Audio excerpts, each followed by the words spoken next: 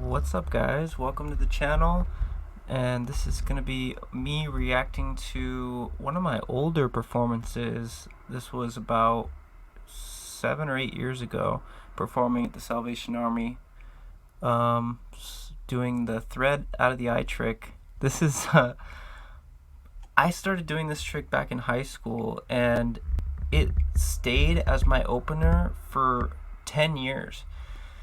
A couple reasons. One, yeah, it's gross, but it gets a strong reaction. No matter where you go, no matter what language people speak, if you start putting a string in your mouth and pull it out of your eye, you're going to turn some heads and you're going to get strong reactions. This is one of the stronger reactions out of the ones that I have recorded. The one I did for my high school talent show was really good too. I don't have that one on, well, it's on video somewhere in the digital universe. I just gotta find it. But anyways, let's get right into it.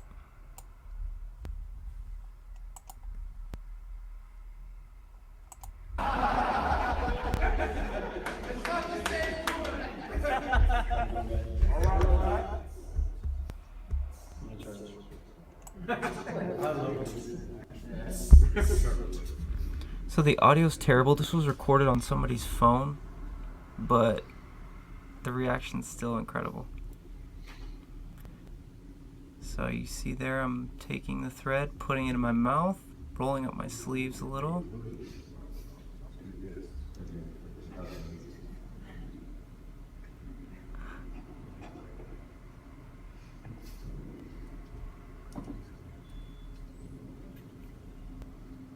It's good showmanship. Take your time. You cannot.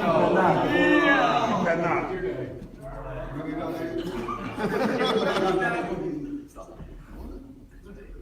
It's 2 decades.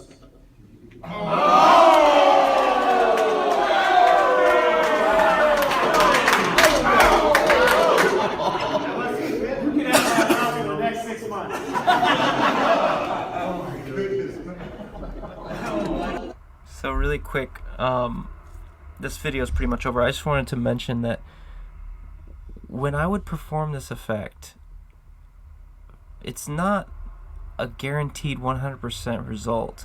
In fact, I want to recommend to anybody that still performs this trick to make sure that you're using cotton, 100% cotton, and make sure it's the soft kind of cotton, because the first time I learned this effect, I used the wrong type of thread, and let me just say that you're going to regret it immediately.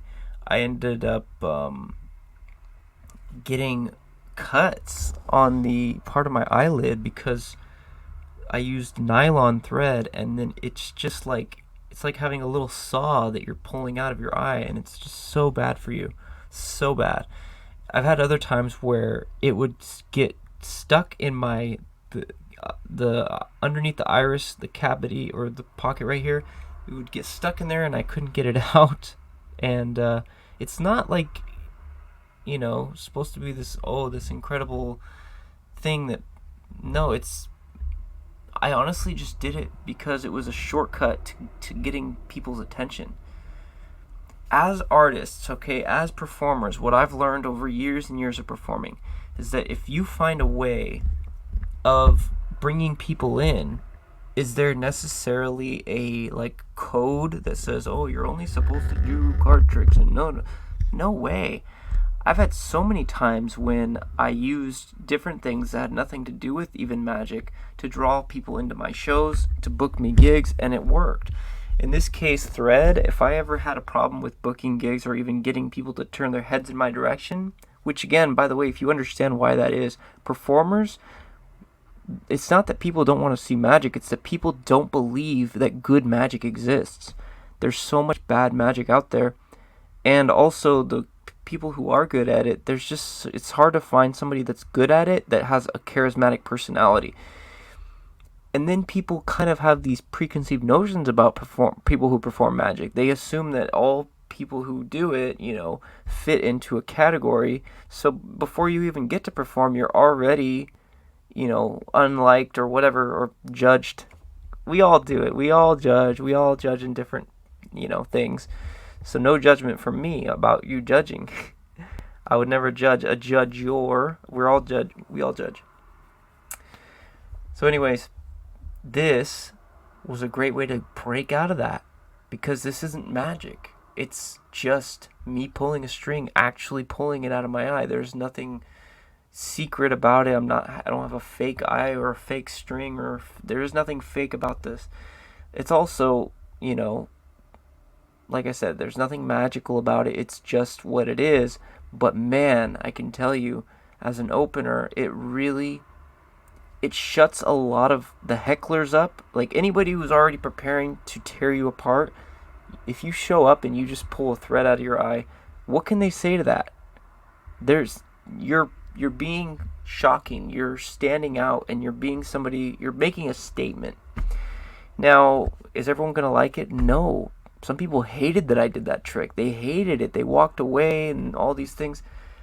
So I'm not saying it's for everybody. Honestly, I haven't performed this trick in years, but I enjoyed performing it when I did, and I don't regret performing it. I've had times that when I messed up on this trick, the most people I ever performed in front of, which was close to 400 people, that was the biggest crowd I've ever performed for. I tried to do this trick and I failed.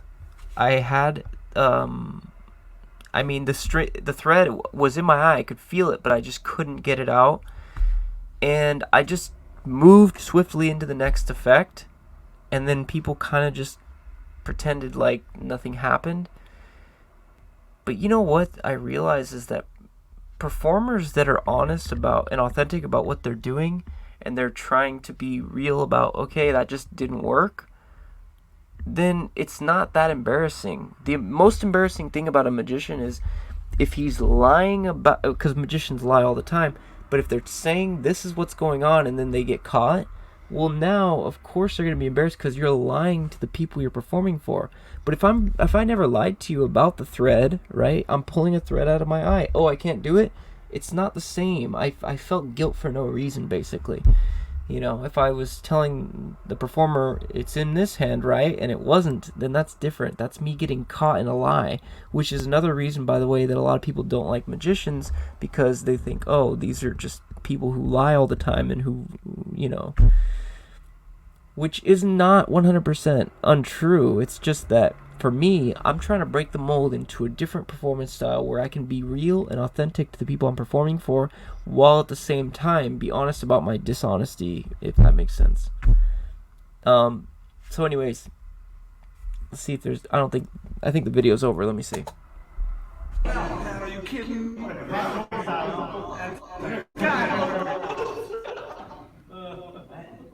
That's